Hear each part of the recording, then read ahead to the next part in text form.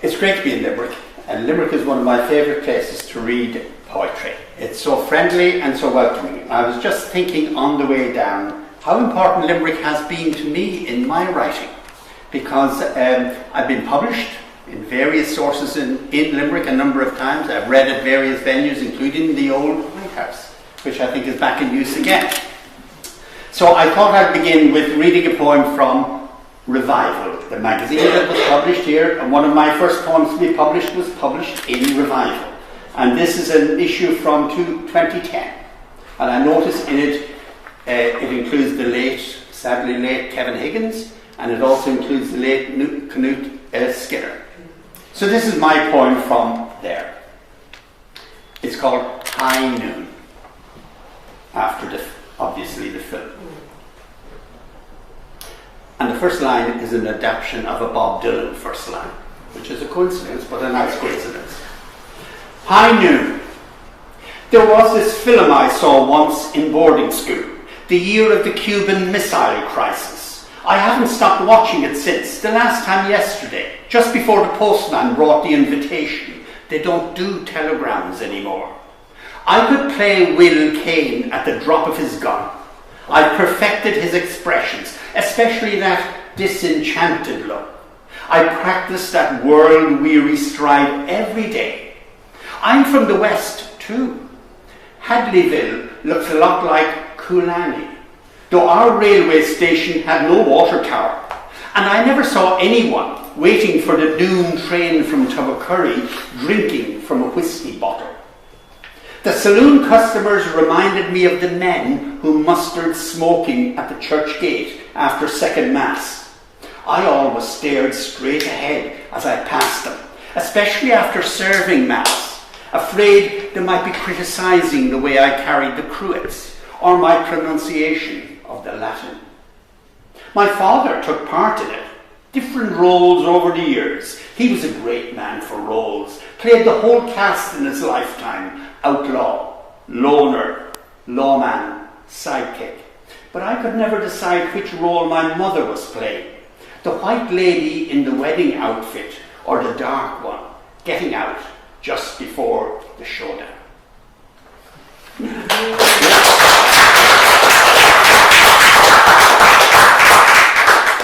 And I've also been lucky enough to be published in the Stony Thursday book, still being published in Limerick. And this issue is from 2009. The editor is Ciarán O'Driscoll. So here's my poem. And it occurred after I visited a place, and I was on the way back from the place texting a friend about my visit, and I found I had difficulty in spelling. So I thought afterwards, it's very difficult to write a poem about this place, but here's the way in, the spelling. When I returned, I taught my children the correct pronunciation, the slide from the ow to that soft sh, W pronounced as the, and the final ch, difficult for Irish pupils. Then I taught them how to spell it: S-C-H, as in school, W not V, and that final Z, no silent letters. They practiced it every day until finally they spoke and wrote it like native speakers. Auschwitz, Auschwitz. Thank you.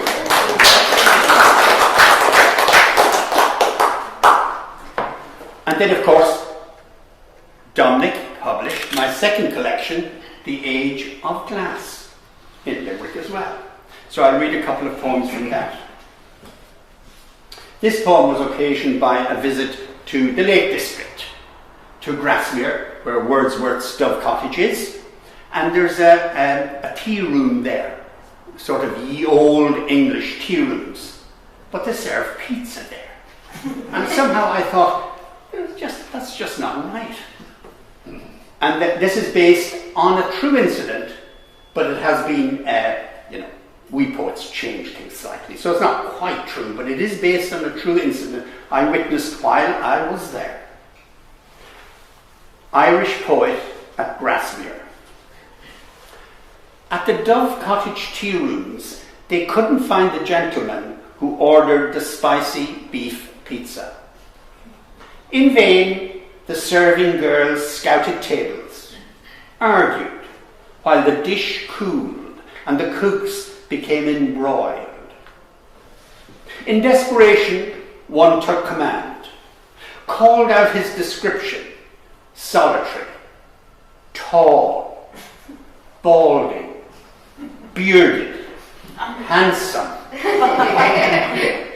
All the other diners gawked at me, but I denied all knowledge of such an offbeat order, pointed out my cup of English tea, the second slice of Cumberland tea cake. Slowly they turned away, pretending to believe.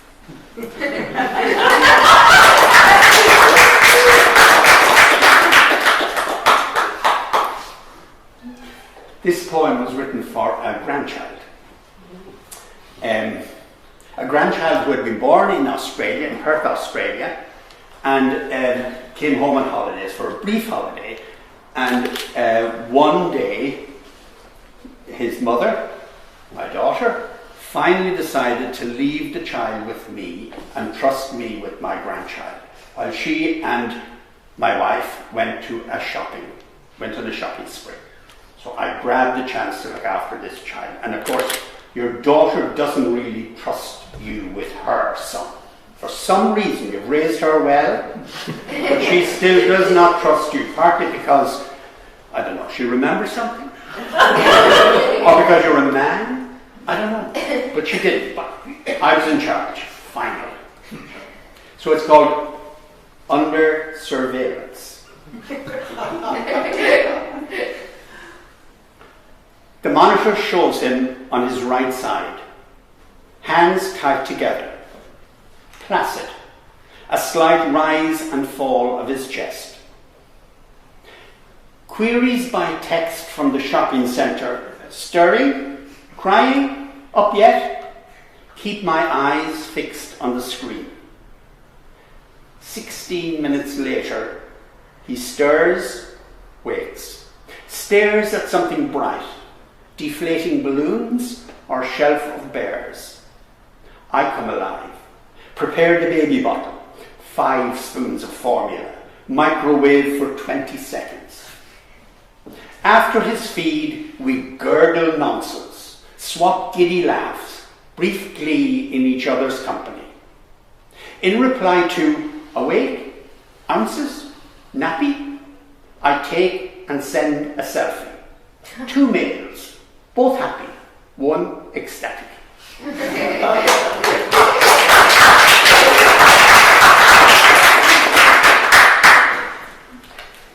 And then Dominic published another of my books.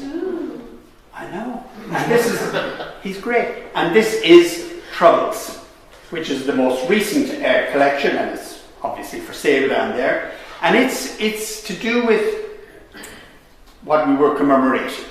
The decade of commemorations, 1912, 1923, a little bit before that, a little bit after that as well. I do write some history as well. I've written a book of history on the County Sligo during that period. So I thought, there's a lot of stuff you can't put into a history book.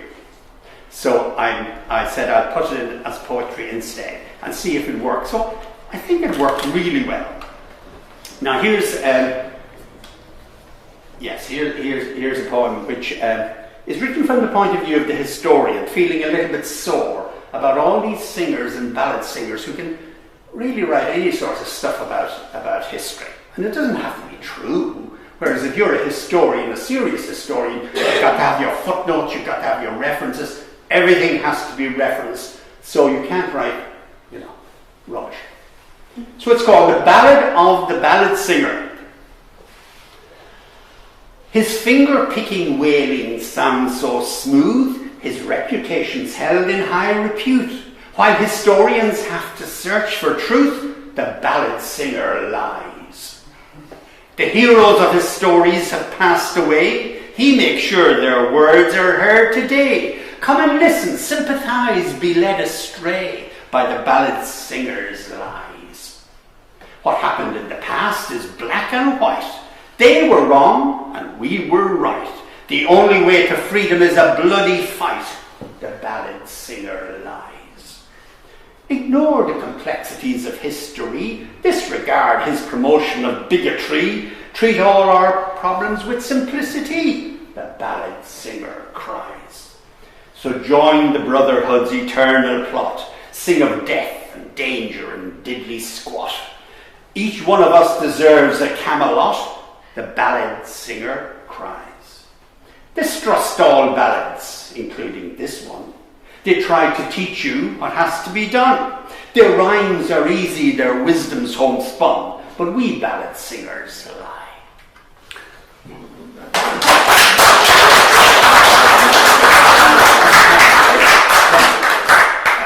I forgot to start anything. I'm great.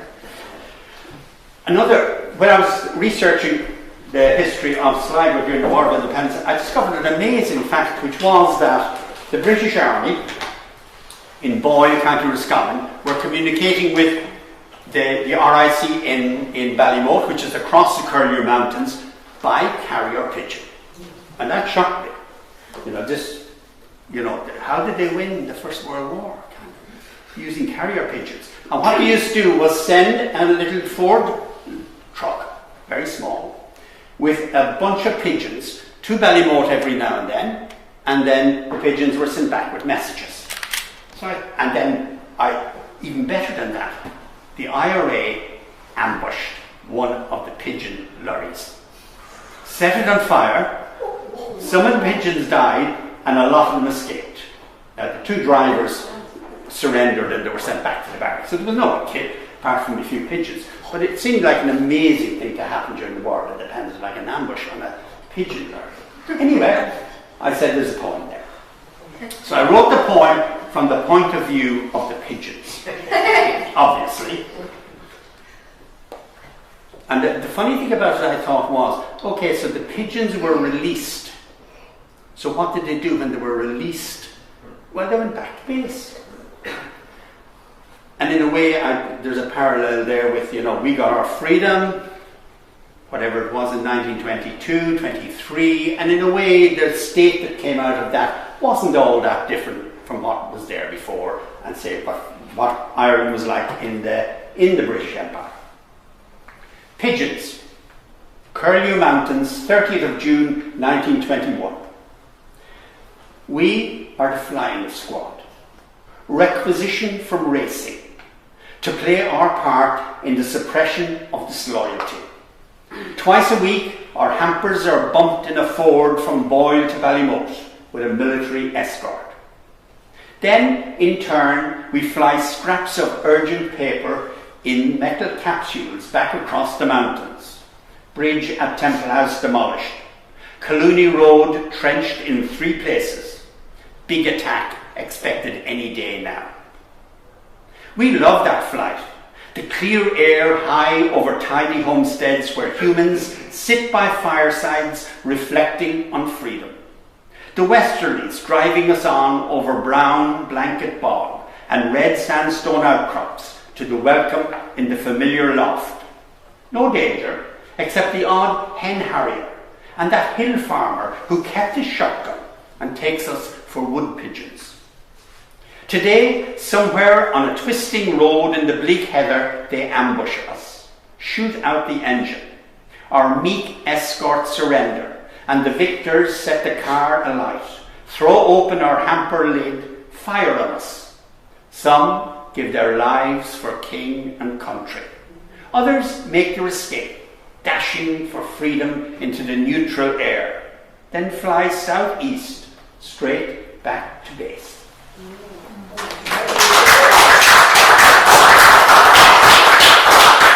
So I'll read 2 more here. 2 more. Now this then was not published in Limerick. It was not published by Dominic. It was self-published by myself and a Canadian poet, Caroline Vandermeer, who's a good friend of mine and who was visiting. So I had just got a hip replacement. And she had a history of cancer treatment. Thankfully, she's fine now. So we said we'd do a little booklet on our hospital experiences. Hers obviously much more traumatic than mine. So we wrote some poems, put them together, and published this little booklet, which is available down there as well. So I'm going to read one of hers first. This is, so the name of it is Broken Pieces, Caroline de Vere and Michael Farry. Special treatment. There is a throughway cafe at Jewish Central, on the way to the Hematology Oncology Unit, where they make toast and sell chocolate cinnamon rolls. 30 years later, I walk through that cafe again and find myself back, sterile, smell of needles fresh ripped from wax packaging, the tang of rubber gloves, sting of rubbing alcohol. One gasp before one large gauge needle punctures the portacat, some delicate pressure of diamond ring fingers as a nurse pushes anabolic steroids, chemo drugs through that syringe, drip of saline, the bag catching sunlight. Through a windowed backdrop, my vision blurs as I begin that 8-hour trek, 8 hours of treatment. On occasion, my husband would bring some special treat, babka to nibble. I can't eat those now. Can't stand smell of baking, chocolate, cinnamon. And then one of mine, and I'll finish with this now. Thank you very much for listening. When I was in the bonds who were having my hip replaced, on, I think it was Sunday morning, the chaplain comes round and he offered me the sacrament of the sick, which when I was young was the sacrament of dying. And only people who are next, ready to die got that sacrament. So I was a little bit taken aback by this offer. So things came through my mind, memories and so on. So I did accept it, of course, and then later wrote a poem, as one does. So this is called Anointed.